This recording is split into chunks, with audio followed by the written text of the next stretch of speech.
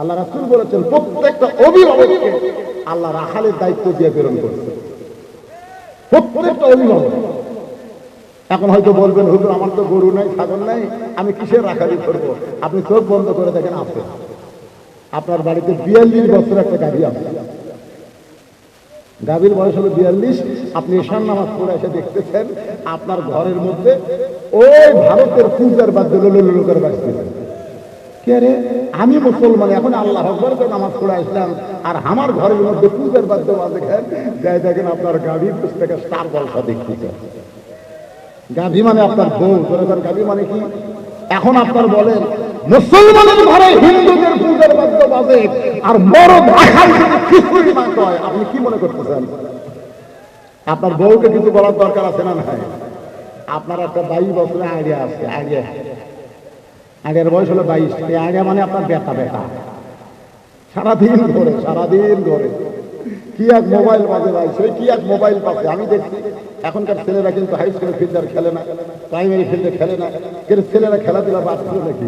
বলে হুজুর খেলাধুলা দেখ পারতাম গাছতলার যায় দিকে 10-15 জন মোনাজাত করতেছে মোবাইল কে রে? কি মোনাজাত? ছোট বাচ্চার মা হুজুর ভালো করে তেল পড়া দেন, পানি পড়া দেন। আমার ছেলে খুবই কান্দে, পানি পড়া তেল পড়া দিলাম, কান্দন খাবে না। কয়েকদিন পরে বললাম কে মা ছেলে আর কান্দে না? কয় হুজুর আপনার দোয়া দিয়ে কাম হয়নি। আমি বললাম কি হয়েছে? বলে ওর বাপ একটা টাচ মোবাইল কিনে দিত, যখনই কান্দে গেম বের করে দিই, ওই গেম দেখে আর খাই। হুজুর আমার সাওয়ালার দাম যে না হুজুর, আপনার 17 বছর একটা বোকনা আছে, বোকনা মানে আপনার একটা মেয়ে হাইল করে কিলকিল করে ধরে আগে ওন্না দিয়ে বুক ঢাকতো, এরকম ওন্না দিয়ে আগে বুক ঢাকতো, এরকম ওন্না দিয়ে বুক ঢাকতো। মাশাআল্লাহ, ছেলেরা দেখবার তাহলে পারেনি, কারণ ঢাকা থাকে। এখন এই ওন্নাটা এরকম গেছে, এরকম ঘুরে গেছে, এখন ঘুরে গেছে। আপনার মেয়ে পরিমণি হচ্ছে, আপনার মেয়ের কারণে তার জীবন নষ্ট হচ্ছে। আপনার রাখালি করার দরকার নাই, নাই আল্লাহর ঘরের মধ্যে ঢুকা থেকে 9 বছরের মেয়ে ফাতেমা হাতের মধ্যে চুরি দিয়ে মুসকি হাসতেছে। নবী আমার ঘর থেকে বাইরে গেলেন, ফাতেমা চমকে গেল, যেই বাবা ঘরের মধ্যে ঢুকে আমাকে মা মা বলে আদর করে, আমার সেই বাবা কেন ঘর থেকে বাইরে যায়? বারান্দায় গিয়ে দেখে নবীর চোখটা দর দর করে পানি পড়তেছে। ফাতেমা বলে বাবা কি দুঃখ আপনার, কান্দেন কেন? রাসূল বলে ফাতেমা যে দুনিয়াতে সাজবে মা, আল্লাহ তার আখিরাতের শ্বাস কমায় দিবে। সঙ্গে সঙ্গে ফাতেমা হাতের চুড়ি খুলে মাটির ফাইলা দেয়, নবী দৌড়ে যে চুড়ি দুইটা করে জামার পকেটের মধ্যে ঢুকাই। ফাতেমা বলে বাবা যেই চুড়ি হাতে দেওয়ার কারণে আপনি ঘরে ঢুকলেন না, বারান্দায় দাঁড়ায় কানলেন, সেই চুড়ি ফাইলা দিলাম পকেটে কেন ঢুকাইলেন? রাসূল বলে ফাতেমা এই চুড়ি আমি যত্ন করে রাইখা দিব মা, একদিন তোর নাকে ফুল পরায় দিব, কানে দুল পরায় দিব, তোর গলায় মালা পরানো হবে। ফাতেমা বলে কবে কবে কবে? আল্লাহর নবী বললেন যেদিন তোমার বিবাহ হবে। ও ফাতেমা, প্রত্যেকটা মেয়েরা কেবলমাত্র এক ব্যক্তির জন্য সাজতে পারবে না, সেই ব্যক্তি হলো তার স্বামী। স্বামী ছাড়া অন্য কোন পুরুষের জন্য নারীরা সাজতে পারবে না। তাহলে মেয়েরা সাজবে কার জন্য? কার জন্য? স্বামী ছাড়া অন্য কোন পুরুষের জন্য মেয়েদের সাজা চলবে। ওসমান গনি বললেন ভাইজান আপনাকে তো কোনোদিন সামনে কাতারে দেখি নাই, আজকে সামনে কাতারে। রাখাল বলতে আসলেন না, আসলেন না?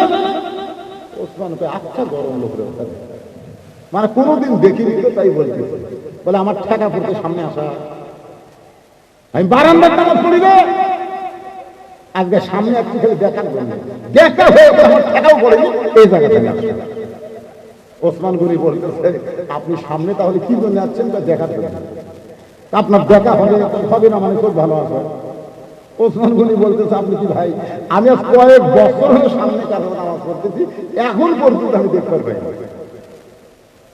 রাখাল ওসমানের মুখে চোখের দিকে তাকায়, কি কোন চোখ দেখি?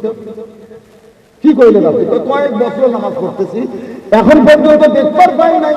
ওসমান গনি দেখতে চাই নামাজের মালিক আল্লাহকে, আর রাখাল দেখতে চাই আল্লাহওয়ালা হযরত ওমরকে। ওসমান গনির সামনে কাতারে নামাজ পড়ে কাকে দেখার জন্য? আরো জোরে কোন কাকে? আল্লাহ রাসূল বলেছেন আনতাবুদুল্লাহ কান্নাকা তারাহু ফাইন লাম তাকুন তারাহু ফাইন্নাহু ইয়ারাকা। আল্লাহ রাসূল বলেছেন ইবাদতের মধ্যে যদি শামিল হও, ইবাদতের মালিক আল্লাহকে দেখতে পাবে। আল্লাহ যদি দেখা সম্ভব না হয়, আল্লাহ তোমাকে দেখতেছে, এই বিশ্বাস তোমার কলিজার মধ্যে আসবে। রাখাল বলতেছে ভাইজান তুমি কি আসলেই দেখবার চাও? ওসমান গনি বলে দেখবার চাই, কিন্তু আমার তো দেখা হয় না। রাখাল বলতেছে তাহলে তুমি আমার হাত ধরো। রাখাল ওসমানকে বলতেছে তাহলে তুমি আমার হাত ধরো, আমি নিজেও দেখবো এবং তোমাকেও দেখায় দিব, এইভাবে দেখাবো।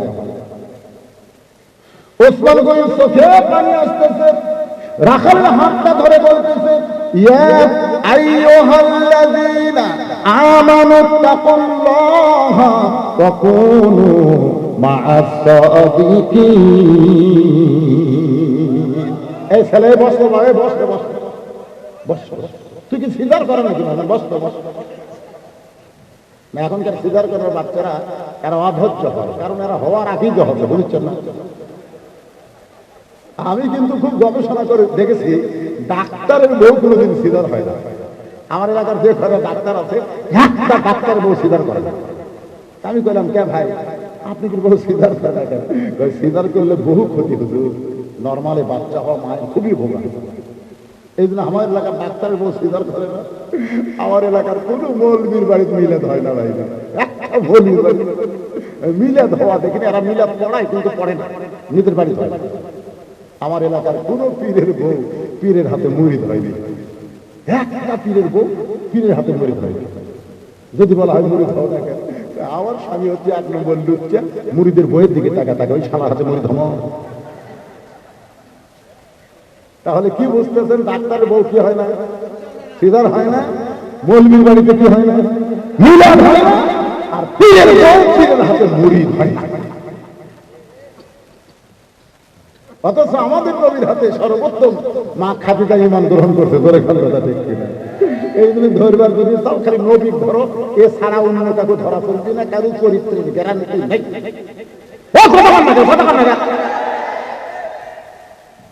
রাগ করতেছেন নাকি? মানুষ বুড়া হচ্ছে কিন্তু ওয়াজ বুড়া না।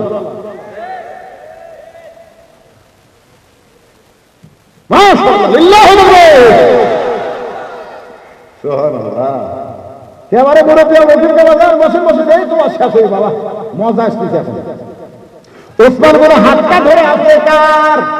কার হাত ধরছে? রাখালের হাত ধরে বলতেছে ইয়া আইয়ুহাল্লাযীনা আমানুত্তাকুল্লাহা ওয়া কুনু মা'আস সাদিকিন। আল্লাহ কি বলতেছেন? আল্লাহর ভয় যদি কলিজার মধ্যে রাখতে চাও তাহলে সত্যবাদীদের সাথে হও। কার সাথে? সত্যবাদী বলতে আপনারা কাদেরকে বুঝতেছেন? এই সত্যবাদীরা ভিতরে আছে না বাইরে আছে? একটু চিন্তা ভাবনা করে বলুন। সত্যবাদী যারা তারা বাইরে আছে না ভিতরে গেছে?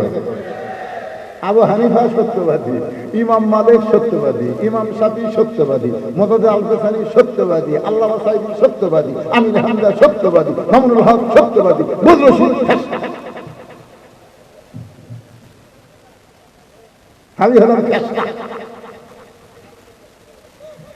তাহলে সত্যবাদীকে ধরবার গেল কি করা লাগে? শোনেন, মাত্র 47,000 লোক কারাগারে ধরবে, এ পর্যন্ত 1 লাখের উপর গেছে, আরো 5 লাখ যদি ধরা দেয় কুড়ি টুবি। আসলে আমরা খালি ভয় করি ভাই। সত্যবাদীর সঙ্গে হওয়া লাগবে। আল্লাহর ভয় যদি কলিজার মধ্যে রাখতে চান, ওসমান গনি রাখালের হাতটা করে বসে আছে। আজকে মনের বড় আশা, ওসমান গনি বলতেছে আল্লাহ আমার যোগ্যতায় আপনাকে দেখতে পাই নাই, কিন্তু এমন একজন পাইছি সে নিজেও দেখবে এবং আমাকেও দেখায় দিবে। ওসমান গনি রাখালের হাতটা ধরে চুপটি করে বসে আছে। কিছুক্ষণ পরে যখন জামাতের সময় হয়েছে, এমন সময় মুয়াজ্জিন আকামত শুরু করছে। মুয়াজ্জিন যখন আকামত শুরু করেছে এমন সময় হযরত ওমর মিহরাবের মধ্যে ঢুকছে। খুব মনোযোগ দিয়ে এখন শোনা লাগবে, এই কথাগুলো মনোযোগ দিয়ে শোনা লাগবে। হযরত ওমর মিহরাবের মধ্যে ঢুকছে। আমার প্রশ্ন আপনাদের কাছে, হযরত ওমর মিহরাবের মধ্যে ঢুকলো কোন দিক দিয়ে? কোন দিক দিয়ে? আমাদের ইমাম সাহেব, আপনাকে এই মসজিদের যিনি ইমাম, আমার দুইটা ভাই আজকে আমি দেখলাম, হাসান হোসাইন, দুইজনের নাম কি? এরা জমজ দুই ভাই। আমার দুই পাশে বসে ছবি তুলল, ফেসবুকে দিয়ে দিল। আল্লাহ এই দুই হাসান হোসাইনকে ইসলামী আন্দোলনের কর্মী হিসাবে, সৈনিক হিসাবে কবুল করো, ধরে দেন আমি। আচ্ছা, আপনাদের হোসাইন বা হাসান যেটাই হোক, আপনাদের মসজিদের ইমাম না? ইমাম সাহেব মেহরাবে কোন দিক দিয়ে আসে? মসজিদের দরজা দিয়ে আসে। যখন কোরআন দিয়ে বাংলাদেশ চলবে তখন ইমাম মানে শুধু ইমাম না, ওই এলাকার মেয়র হওয়া লাগবে, এমপি হওয়া লাগবে, চেয়ারম্যান হওয়া লাগবে, ধরে দেন কথা দেখছে না। তখন দরজা দিয়ে আসতে চাই ভাই, প্রত্যেকটা মুসলিম যদি মুসাফা করে তো হাত টাকা লাগবে। আমরা তো বক্তা বলে, আমরা টেস্ট থেকে নামছি, ও যে মাহফিল করে আসলাম আপনাকে মিরভাগে যেইভাবে আমার থেকে আসা শুরু হলো না, মুসাফা করে বুঝলেন, হাতে দুই একজন আবার খুব বজ্জা পাবে বুঝলেন, যে ধরে মারে সিপি মারলে মনে ওরা মনে করে আমি জীবনে একবার সিপি মারলাম, কিন্তু প্রতিদিন আমার হাতে 100টা সিপি পড়তেছে, তাহলে এই লোকগুলো কি হবে? ওমর ফারুকের দিকে আঙ্গুল তুলে বলতেছে, ওই পথিক আমার সর্বনাশ করেছে, ওই পথিক আমারে কইছে ওমরকে যদি দেখতে চাও তাহলে সামনে কাতারে দাঁড়াইবা, মিহরাবের মধ্যে যেই মানুষটাকে দেখবা ইমামতি করতে, সেই মানুষটি হলো হযরত ওমর। আমার সারা জীবনের সাধনা একটা বার শুধু হযরত ওমরকে দেখতে চাই। আজকে বারান্দা থেকে সেই ওমরকে দেখতে এসে ওমরের জায়গায় যদি আমি পথিককে দেখতে পাই, তাহলে তোমরাও বলো লোকমা দেওয়া ছাড়া তোমার উপায় নাই, আমি আল্লাহু আকবার লোকমা দিয়া ওই পথিককে মেহরাব থেকে সরাই দিব। ওই জায়গায় হযরত ওমরকে আমি এক নজর দেখতে চাই। হাজার হাজার সাহাবীরা কান্দে, সমস্ত সাহাবীরা যখন কাঁদতেছে, রাকাল চিল্লায় বলে আল্লাহ বারান্দায় নামাজ পড়া ভালো, এই ভিতরে কেন কান্দা কান্দি শুরু হয়ে গেল? ওসমান গনি বলে রাকাল ভাই, ভিতরে কান্দা কান্দির কারণ হলো তুমি যারা পথিক পথিক বলতেছো তিনি হলেন হযরত ওমর। গাছের গোড়া কাটছে, গাছটা যেমন ঠাস করে পড়ে যায়, রাখাল মেহরাবের মধ্যে সামনে পড়ে কাটা মুরগির মতন ছটফট করে। ইয়া আমিরুল মুমিনিন, আমি আপনাকে তওবা পড়াইছি, আমি আপনাকে মুনাফিক কইছি, আমি আপনাকে ভণ্ড কইছি, এত কথা বলেছি তো আমির, আপনি অধম রাখালকে কিছুই বলেন নাই। সমস্ত সাহাবীরা চিল্লায় বলে, কে এই কে রে মেহরাবের ভিতরে কারে তওবা পড়াইছে, কারে মুনাফিক কইছে, কারে ভণ্ড কইছে? যে মানুষের সম্পর্কে আল্লাহ কোরআনের 17 আয়াত নাযিল করেছে, দরকার সুবহানাল্লাহ, যে মানুষ সম্পর্কে রাসূল বলেছেন আমার পরে কেউ নবী হলে ওমর হতো, আর সেই মানুষের সামনে কে তওবা পড়ানোর কথা বলে, কে মুনাফিকের কথা বলে, কে ভণ্ড কয়? ওমর ফারুক হাত করে বলতেছে, আতিউল্লাহ ওয়া আতিউর রাসূল ওয়া উলিল আমরি মিনকুম, আল্লাহর আনুগত্য করো, নবীর অনুসরণ করো। আমি যদি তোমাদের আমির হই, তোমরা কি আমাকে মানো? হাজার হাজার সাহাবী বলে 100 বার মানে, 1000 বার মানি। তাহলে একটু ধৈর্য ধরো, আকামত হয়ে গেছে। আকামত হয়ে গেলে হইচই করা যায় না, নামাজ আদায় করতে হয়। আমারে তওবা পড়াইছে, মুনাফিক কইছে, ভণ্ড কইছে। আল্লাহর কোরআন যদি সত্য হয়, এই কোরআন দিয়ে বিচার হবে, এই কোরআন দিয়ে বিচার হবে। সমস্ত সাহাবীরা বলে আমিরুল মুমিনিন, তাহলে আর বিচার করেন? ওমর ফারুক বললেন, তোমরা বলো আগে নামাজ না আগে বিচার? বলো। সাহাবীরা বলতেছে নামাজের আগে কোনো কাজ নাই, তাহলে আগে নামাজ হবে, নামাজের পরে আমারে তওবা পড়াতে হবে। আমারই কোনো ঠিক কইছে, ভণ্ড কইছে, এক সাইজ করে।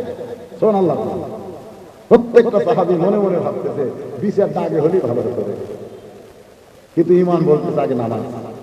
আপনারা বলেন তো ওমর ফারুকের ফজরের ফরজ 2 রাকাত নামাজ পড়াতে কতক্ষণ লাগবে? দেখুন কতক্ষণ লাগবে। একজন কথা কাজে তাও বোঝা যায় কয় মিনিটে? 5 মিনিট। হ্যাঁ, 5 মিনিট লাগবে। এই 5 মিনিট পরে এই কোরআন দিয়ে হযরত ওমর রাখালের বিচার করবে। আমরা কারা কারা দেখবো কোরআনের বিচার? তার একটা হাত তুলে দেখি, যারা দেখবে। লিল্লাহি তাকবীর।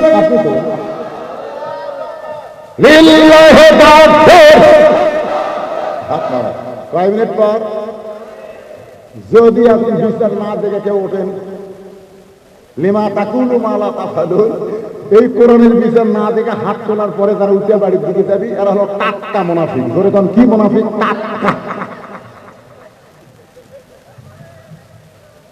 এই 5 মিনিটের মধ্যে যারা উঠবি তারা কিন্তু টাটকা। এই 5 মিনিট আজকের মাহফিলের উন্নয়ন করবে, আমাকে কাগজ দিচ্ছে এখন থেকে 8 ঘন্টা আগে। আমি চিন্তা করলাম ওয়াজি উঠলাম 11:30টায়, আর 12টার দিকে যদি আদায় করবার যাই তো জনগণ তো ওয়াজ করবার আসে না। এই জন্য মোটামুটি এখন 12:30 বাজতেছে। আমার সামনে 8টায় খেলাও আছে, বুঝতেছেন না? না অন্য করে দললে মরক্কোদের যারা কাতারে স্টেডিয়ামে ফিলিস্তিনের পতাকা তুলিতে কথা বল না কেন? কি মনে করতেছে? সবচাইতে নির্যাতিত দেশ হলো ফিলিস্তিন। বিশ্বকাপের ফুটবল খেলা এই পতাকাটাও একটু দেখতেন। রাস্তার মুলুকে কোরআনে আয়াত দিয়েছে কিনা? এ পর্যন্ত 2184 কাতারে এসে বিধর্মীরা মুসলমান হয়ে গেছে। বলেন না, খালি খেলা দেখবে। মেসি কি হয়ে যাচ্ছে?